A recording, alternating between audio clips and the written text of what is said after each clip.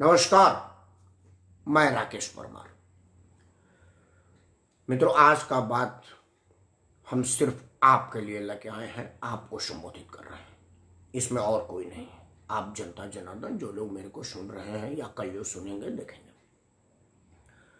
आज का बात बड़ा महत्वपूर्ण है, इसलिए आपसे हाथ जोड़ के प्रार्थना है कि इस वीडियो को अपना आशीर्वाद दीजिए, इसे लाइक करिए, इसे शेयर करिए, ताकि मेरा अनुरोध आपका अनुरोध बन करके जनता तक पहुँचे।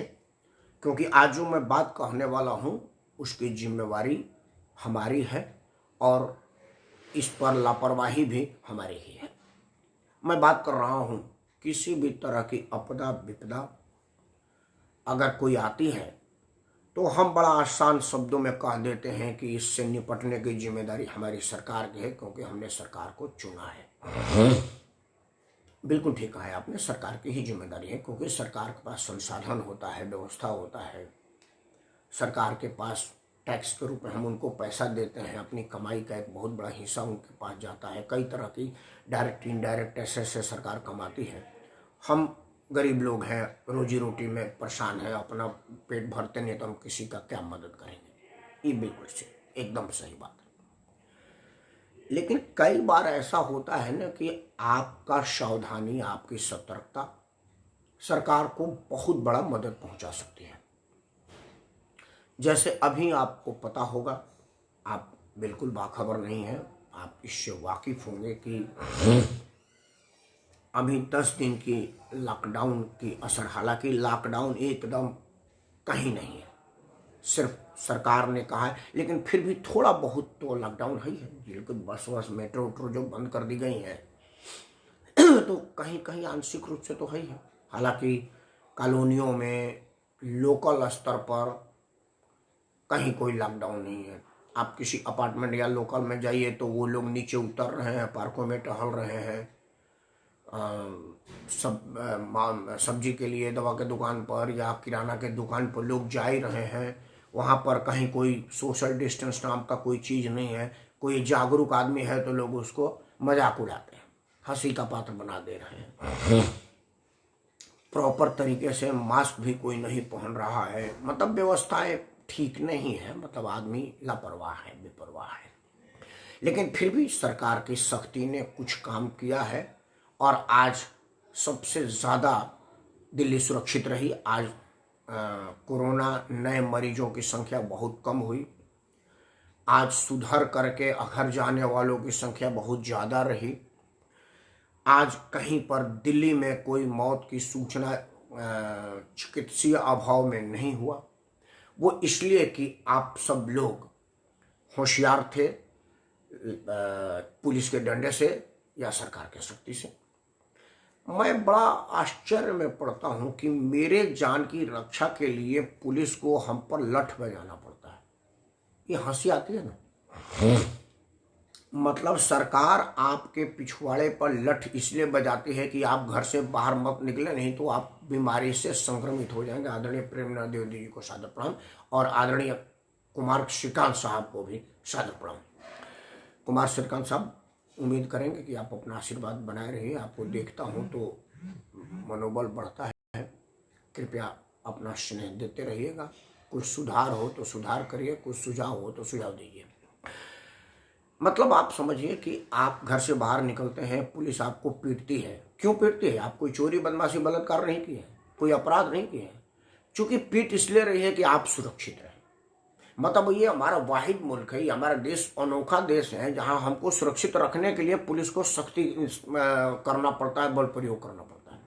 मतलब हम बिन पीटे सुधर नहीं सकते। हमको हमारा समझ नहीं है कि भाई मैं बाहर ना जाऊं अगर कोई जरूरी काम नहीं है तो। गैर जरूरी बेमतलब भ्रमण करना, टहलना। कितने लोग तो इस बात के लिए जाते हैं कि देखें लॉकडाउन का असर कैसा है, देखें सड़क पर वाकई लोग है कि नहीं है। ये देखने के लिए लोग जाते हैं, उनका कोई काम नहीं है और पुलिस से पीट मार खा के आते हैं। मतलब आपको आप ही के जान के लिए, आप संक्रमित ना हो, आपका जान का रक्षा हो, आपको पुलिस को पीटना पड़ता है। तो आप समझिए कि नागरिक धर्म का पालन कितना आप कर रहे हैं। बीइंग ए नागरिक आप कितना बढ़िया है। क्योंकि नागरिक धर्म सिर्फ ये नहीं है कि आपने टैक्स अदा कर दिया और नागरिक धर्म हो गया। आप कहेंगे कि नागरिक, मैं तो 30% इनकम टैक्स देता हूँ, सर्विस टैक्स देता हूँ, जीएसटी देता हूँ, मैं अपना धर्म पूरा कर रहा हूँ, बाकी काम सरकार का नहीं। सरकार भी हम ही है, हम ही और आप लोगों ने तो सरकार बनाया है, हम ही और आप लोगों ने तो सरकार चुना है, हमारे और आपके चुनने से तो सरकार है। लेकिन सरकार कहाँ कहाँ रहेगी? मान लो नरेंद्र मोदी को अगर आप सरकार कहना चाहते हैं, मोदी जी को सरकार कहना चाहते हैं, केजरीवाल जी को सरकार कहना चाहते हैं, नीतीश कुमार जी को सरकार कहना चाहते हैं, तो आप ये कहाँ एक आदमी रहेंगे? पुलिस कितनी है?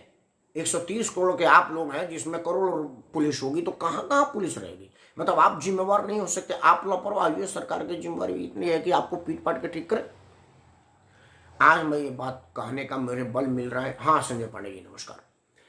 मुझे ये बल इसलिए मिल रहा है क्योंकि आज का समाचार से मैं संतुष्ट में हूँ, बड़ा संतुष्टि हुई मुझे, क्योंकि लॉकडाउन का असर हो रहा है और देश में कोरोना गिर रहा है, कोरोना के मरीजों की संख्या कम हो रही है और सुधर करके घर वापस आने वालों की संख्या बिल्कुल संतोषजनक हो रहा है। एक तो ईश्वर करे कि ये बिल्कुल इन्फेक्टेड होने वालों की संख्या 0 हो और सुधर के घर आने वालों की संख्या भी 0 हो, सब के सब अपने घर आ जाए, सब स्वस्थ और सुरक्षित रहें। आज भगवान परशुराम के जयंती पर यही शुभकामना देते हैं और भगवान परशुराम से यही आशीर्वाद मांगते हैं कि हे चिरंजीवी, हे अजर अमर अभिजात्य, आप अपना आशीर्वाद और स्नेह हम सब पर बनाए दें कि हम सब सुरक्षित रहें और हमें कोई बीमारी छू न सके। लेकिन भगवान परशुराम भी अकेले क्या करेंगे? भगवान परशुराम तो आपको अपना आशीष ही देंगे और उस आशीष को आप रद्दी के टोकरी में फेंक करके कोरोना से मुंहजोरी करेंगे तो कहाँ तक परशुराम जी करेंगे? तो भगवान परशुराम के आशीर्वाद का लाज भी तो आप ही को रखना है। उसी तरह से सरकार के दिशा निर्देश का लाज भी आप ही को रखना है। आप इस बात को मानिए कि हमारे राजनीतिक दल के लोग आपको भड़काने के लिए, आपके लाश पर राजनीति करने के लिए, आपके कीमत पर अपना राजनीतिक रोटी सेकने के लिए बेचैन है, क्योंकि ये वाहिद मुल्क है, हमारा देश ऐसा है जहां पर राजनीतिक का जनप्रतिनिधि, पार्टी का अध्यक्ष ये कहेगा कि मैं टीका नहीं लगवाऊंगा, वो कहेगा कि अपने पार्टी फंड से कुछ खर्चा नहीं करेगा और कहेगा कि सारा काम सरकार का ही है। हाँ पांडे जी, आपका आशीर्वाद से हमारे यहाँ सब ठीक ठाक है। इस बात टेस्टिंग कम हो गई है नहीं पांडे जी, कुमार श्रीकांत साहब, टेस्टिंग कम हो गई है नहीं, बल्कि टेस्टिंग बढ़ गई है। अब तो दिल्ली में ही, अपने गांव में भी, अब तो उत्तर प्रदेश सरकार ने गांव गांव जा करके जांच किया है। मेरे अपने गांव में भी लोकल स्वास्थ्य सेवा में जुड़े हुए लोग गांव में जा करके लोगों की जांच कर रहे हैं। हालांकि अभी बिल्कुल सीरियल नंबर से डोर टू डोर नहीं कर रहे हैं, वहां जाते हैं, भाई किसी को कोई सर्दी खांसी बुखार हो, इसी कारण से टेस्टिंग कम। कुमार श्रीकांत साहब, मैं ये एक पत्रकार बोल रहा है, मैं आपकी बात को अक्षरशः नहीं मान रहा हूँ, क्योंकि टेस्टिंग है, टेस्टिंग आप जाइए ना, आपको टेस्ट करवाने से कौन रोक रहा है? 3 दिन का डाटा देखकर बता रहा हूँ। नहीं, आप देखिए, आप खोजी पत्रकार हैं, आपके अपने हिसाब से बिल्कुल ठीक है, लेकिन टेस्टिंग कम क्यों होगा? आप जाए टेस्ट करवाए, सरकार मना तो नहीं कर रही है, मतलब आप गए नहीं, आप सुरक्षित हैं तभी तो आप टेस्ट कराने नहीं गए। सरकार, दिल्ली की सरकार डोर टू डोर तो टेस्टिंग कर नहीं रही कि आपका दरवाजा नॉक किया, बोली कि आप टेस्ट करवा लो। टेस्ट करवाने के लिए आपको जाना पड़ रहा है, तो आप नहीं जा रहे हैं मतलब आप सुरक्षित हैं। आप टेस्ट करवाने नहीं जा रहे हैं मतलब आप सुरक्षित हैं। और अगर आपके 3 दिन में डाटा डाउन हुआ है, मतलब लॉकडाउन तो बहुत पहले से है, मतलब लॉकडाउन का असर नहीं रहा है जांच करने के लिए। और वैसे भी अस्पताल जाने में पुलिस नहीं रोक रही है। अगर आप कह रहे हैं कि मेरा तबीयत खराब, आरसीपीआर टेस्ट 2 दिन में लेबल वाला नहीं हो रहा है, 2 आरसीपीआर टेस्ट 2 दिन से लैब वाला नहीं हो रहा है। जरा स्पष्ट करें, मतलब सरकार ने बंद कर दिया है, कोई तकनीकी खराबी आई है और लोग नहीं जा रहे हैं? कृपया स्पष्ट करें कुमार श्रीकांत साहब, तब जाकर के अगला बात बन पाएगा, क्योंकि मेरे पास इसका कोई जानकारी नहीं है, इसलिए मैं नहीं बोल आप करके कह रहा हूँ। पुराना लाख ही निकला है, नया नहीं ले रहे हैं। नहीं, मतलब अगर मैं अभी जाऊंगा अस्पताल में तो मेरा आरसीपीआर टेस्ट नहीं होगा? कृपया ये पहले बताएं। मतलब मैं अगर अभी अस्पताल जाऊंगा, अभी या कल सवेरे 10 बजे जाऊंगा अपने अपोलो में या अपने जिला अस्पताल में, तो मेरा कहेगा कि नहीं अब सरकारी स्तर पर आरसीपीआर टेस्ट बंद हो गई? कृपया ये बताएं पहले, मैं रुक रहा हूँ, आपके बात के आगे ही बात बढ़ाऊंगा। कुमार सरकार साहब, जब तक मुझको निर्देश सरकार ने लेने से, ये मैं बात नहीं मान रहा, नहीं बिल्कुल नहीं। ऐसा तो आप कोई नोटिफिकेशन है, कोई प्रेस कॉन्फ्रेंस है, कोई सरकार का आदेश है तो बताएं, क्योंकि ये बात तो बिल्कुल गले से नीचे नहीं उतर रही है कि कोरोना महामारी के पीक में सरकार आरसीपीआर टेस्ट लेने से मना कर दे। ये बात मेरे थोड़ा सा समझ नहीं आ रहा है। हालांकि आप कह रहे हैं तो आप खुद ही पत्रकार है, आपको पत्रकारिता का पूरा अनुभव है, आप स्वयं एक शिक्षक भी हैं, तो आपके पास मुझसे ज़्यादा स्रोत हैं। हाँ श्रीकांत जी नमस्कार। सरकारी टेस्ट के साथ छोटे टेस्टिंग सेंटर नया लोड नहीं ले रहे हैं। कुमार श्रीकांत साहब, इसकी जानकारी मुझे नहीं है, और जिस विषय पर मुझे जानकारी नहीं होती उस विषय पर मैं बात नहीं करना चाहता, क्योंकि मैं बेमतलब हवा में नहीं बोलता। खैर, आपके बात को मैं काट नहीं रहा हूँ, क्योंकि आपके पास स्रोत होगा या आप बेमतलब बोलने वाले आदमी नहीं हैं। आपके पास डाटा होगा या आपके पास जानकारी होगी। पत्रकार के नाते आपके पास पूछने की शक्ति है, आपने पूछा होगा। पत्रकार के नाते आपको चीज़ों की जांचने की, परखने की, उस जगह पर तह तक जाने की क्षमता है। आप गए होंगे तो इस हिसाब से कह रहे हैं, मैं नहीं गया, मेरे पास ये क्षमता भी नहीं है। भाई साहब मुझे पता है तभी बता रहा हूँ, आर्य मेल न्यू वेब किया आज 2 लोगों को। नहीं वो ठीक है, आप मैं तो ये कहा कि आपके पास जानकारी होगी, तो मैं इस पर नहीं बात कर रहा हूँ। मेरा आज का मुद्दा ये था कि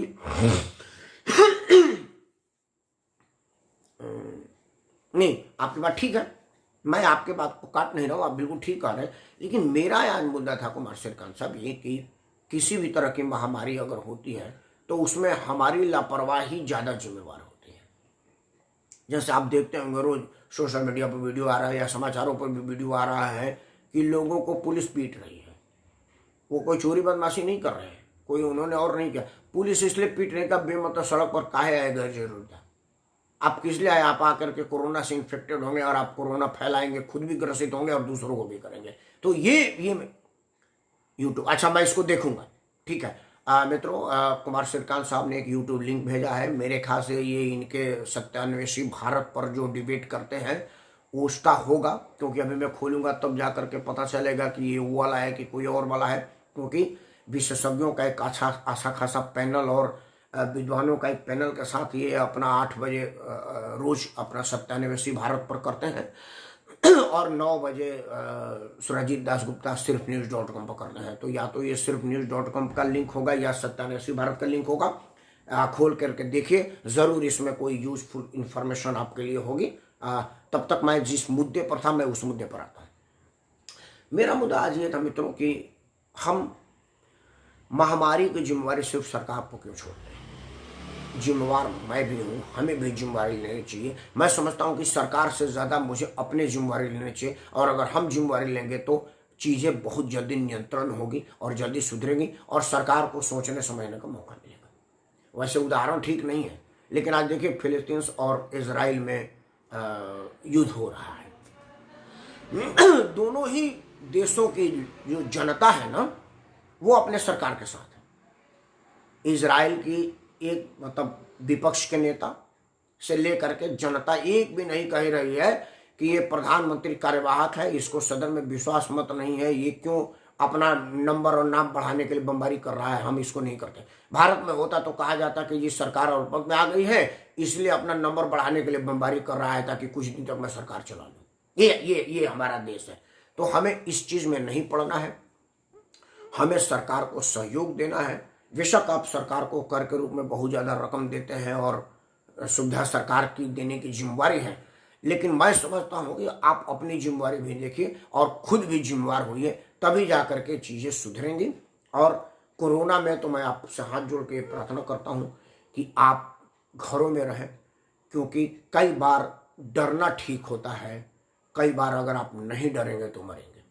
ये कहने में मुझे बड़ा अफसोस हो रहा है, लेकिन आज का मुद्दा सिर्फ 2 लाइन का था कि किसी भी महामारी आपदा में सिर्फ सरकार जिम्मेवार नहीं है, हमें खुद भी जिम्मेवारी लेनी चाहिए। और अगर हम जिम्मेवारी लेंगे तो सरकार के लिए सुविधा होगी और हमारे लिए भी सुविधा होगी। और कोरोना एक ऐसा चीज है जिसमें आप जाएंगे तब आपके साथ आएगा, दरवाजा नॉक करके आपके घर में नहीं आएगा, ना ही हवा के माध्यम से आपके घर आएगा। आप उसको लेने के लिए जाएंगे और एक आदमी ले आएगा और पूरे परिवार में प्रसाद की तरह से वितरित हो जाएगी। आप एक इन्फेक्टेड होंगे, पूरा परिवार होगा। अभी 9 साढ़े 9 बजे जो ऊपर शुरू में 10-5 मिनट लेट हो गया, वो इसलिए लेट हो गया कि हमारे एक रिश्तेदार का फोन आया था कि उनके घर में 14-15 आदमी इन्फेक्टेड हो गए थे और सभी को अस्पताल में ही जाना पड़ा। 3 आदमी का उसमें देहांत हो गया है और बाकी लोगों की ईश्वर से प्रार्थना की जा रही है कि वो सबके सब घर आ जाए, और सिर्फ उसमें एक आदमी बाहर जाता था नौकरी में, वही लेकर के आया, वो लेकर के आया और पूरे परिवार को इन्फेक्ट कर दिया, क्योंकि 20-22 आदमी का उनका परिवार है, संयुक्त ही रह रहा है, और संयुक्त परिवार का रहने की वजह से सारे लोग इन्फेक्टेड हो गए हैं। एक और आज 8-8:30 बजे करीब फोन आया हमारे एक दोस्त का। मैं एक कंपनी में मैनेजर हुआ करता था। उस कंपनी की सूचना थी कि उसका एक गरीब चपरासी मर गया।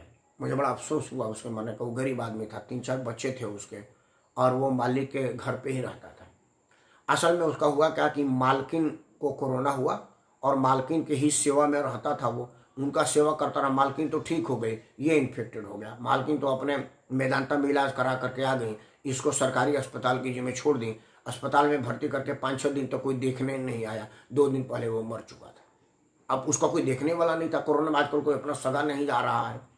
तो यही है कि ये एक दूसरे के संपर्क में ही आने से आता है, और आप सड़क पर जा करके लोगों से संपर्क बना रहे हैं, तो आप अपना और अपने परिवार के जान के दुश्मन हैं। लापरवाही छोड़िए, सरकार के दिशा निर्देश का पालन कीजिए। कोरोना महामारी है, ये किसी को नहीं बख्शता। बड़े बड़े धन्नासेठ, बड़े बड़े राजनीतिक लोग, बड़े बड़े अफसर को नहीं बख्शा, बड़े बड़े पत्रकार को नहीं बख्शा। कोरोना एक ऐसा चीज है, वो ये नहीं देखता कि ये बहुत बड़ा पत्रकार है, सरकार का चूल हिला देता है, इसको ना पकड़ें। ये बहुत बड़ा उद्योगपति है, हम इसको ना पकड़ें। ये बहुत बड़ा सेलिब्रिटी है, इसको ना पकड़ें। ऐसा नहीं है। उसके जद में जो आएगा वो जाएगा। और अगर आप ये जानते हैं तो क्यों अपना जान जोखिम में डाल करके बाहर जा रहे हैं?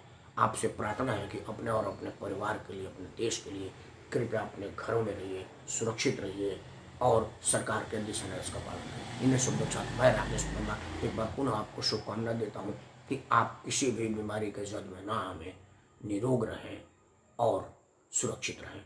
जय हिंद, जय भारत।